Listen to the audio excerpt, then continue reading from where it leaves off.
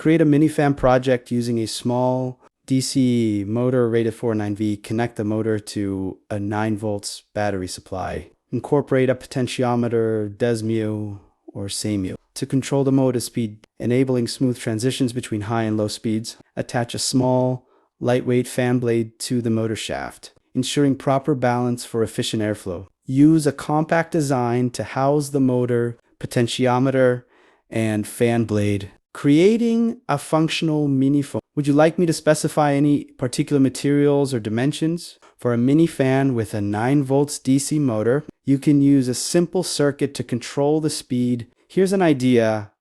Connect the mini fan to a transistor switch, for example, BC547 or chip 120. Connect the potentiometer, desmu, or samu to the transistor's base pin. Connect the potentiometer's VCC pin to 5 volts if using a 5 volts regulator, or directly to the 9 volts supply if the pot can handle it. Connect the transistor's collector pin to the fan's positive terminal and the emitter pin to ground. How? It works! Turning the potentiometer varies the voltage to the transistor's base.